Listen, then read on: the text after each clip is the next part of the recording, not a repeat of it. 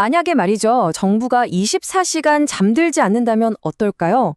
밤낮 없이 공식적인 절차 대신 메신저로 모든 게 결정된다면요. 이건 그냥 상상이 아닙니다.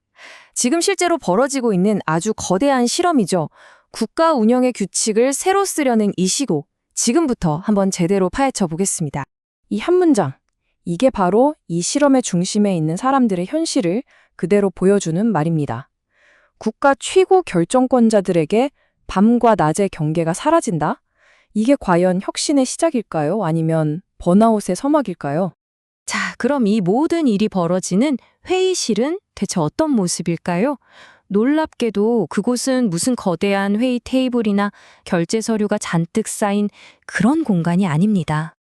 네, 바로 이 스마트폰 화면 안에서 모든 게 시작됩니다. 국무회의 확대라는 이름이 붙은 텔레그램 대화방. 이곳에서는 보고서 대신 메시지가 오가고 대면 회의 대신 실시간 토론이 국가의 방향을 결정합니다. 격식, 절차 이런 거 다 버리고 오직 속도 하나만 선택한 거죠. 자, 우리가 아는 전통적인 정부의 모습을 한번 떠올려 보세요. 수많은 보고 단계를 거치고 부처 간에 물밑 조율이 이루어지고 굉장히 복잡하죠? 하지만 여기선 완전 다릅니다. 새벽 2시에 대통령이 질문을 던진다? 그럼 10분 안에 장관 답변이 올라와요. 부처 간의 의견은 숨겨지는 게 아니라 모든 구성원이 보는 앞에서 공개적으로 토론됩니다. 모든 게 그냥 투명하고 즉각적으로 이루어지는 거죠.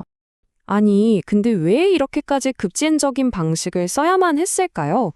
이 모든 건 단순히 빠른 정부가 되겠다는 걸 넘어서 거의 멈춰버린 국가 시스템을 어떻게든 깨우려는 어떤 절박함에서 시작된 겁니다. 핵심은 바로 이 질문에 있습니다. 정부는 왜 그 안전한 회의실을 버리고 이 예측 불가능한 메신저 앱을 선택했을까?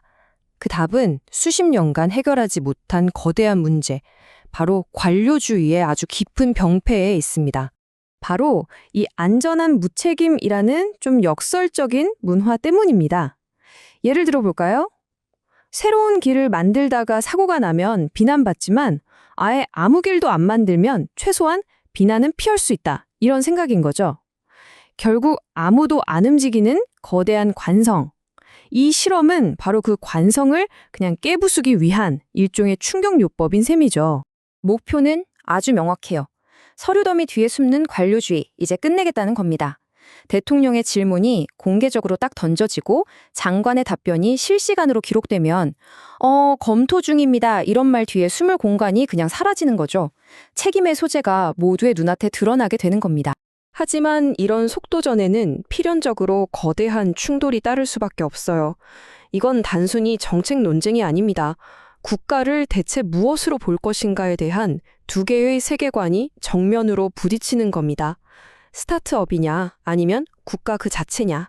한쪽에서는 느린 합의, 그거보다 빠른 실행이 중요하지 하면서 결과를 향해 막 질주합니다. 근데 다른 한쪽에선 아니지, 효율보다 합법성이 먼저다 라면서 절차적 정당성을 지키려 하죠. 바로 이 지점에서 국가는 스타트업이 아니고 대통령은 창업자가 아니다 라는 아주 날카로운 비판이 나오는 겁니다. 물론 지지자들은 이렇게 반박해요. 국가를 무슨 기업처럼 만들자는 게 아니잖아요. 기업의 장점을 이식하자는 거지 라고요. 누가 문제를 해결하는 사람인지 또 누가 책임을 회피하는지 투명하게 다 드러내서 관료주의의 가장 큰 병폐를 치료할 수 있다는 주장입니다. 하지만 반론의 핵심은 이거예요.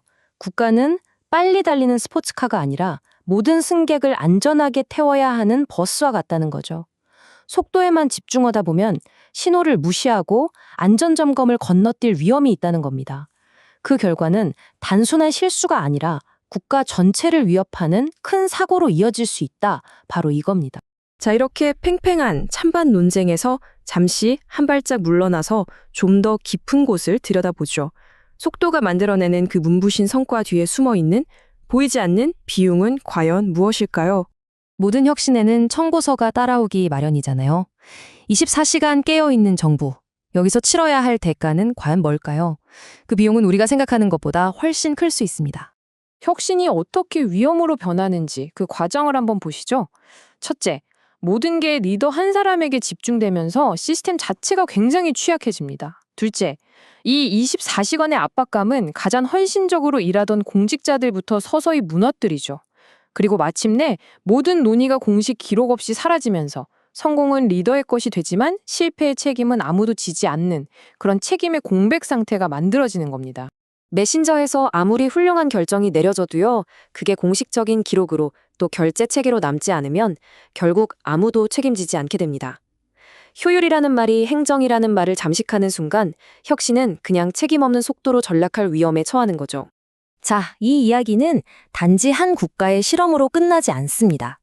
이건 디지털 시대에 들어선 모든 정부가 마주한 거대한 딜레마, 바로 속도와 지속 가능성 사이의 끝없는 줄다리기를 보여주는 거거든요. 권력은 언제든 속도를 낼 수 있다. 그러나 국정은 오래 작동해야 한다. 이 말에 모든 게 담겨 있다고 생각해요.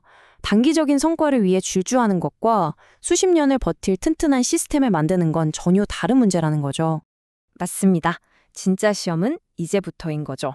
이 폭발적인 에너지를 어떻게 하면 기록되고 또 책임질 수 있는 안정적인 시스템으로 담아낼 수 있을까?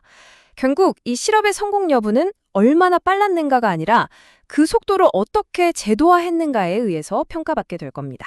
결국 오늘 이야기는 우리 모두에게 이 질문을 던지는 것 같아요. 효율성인가, 책임성인가?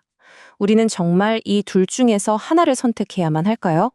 어쩌면 이건 먼 나라의 이야기가 아니라 바로 우리가 살아가는 사회가 어떤 가치를 우선해야 하는지에 대한 우리 모두의 질문일지도 모릅니다. 재미있게 보셨다면 구독, 좋아요, 알림 설정까지 꼭 눌러주세요.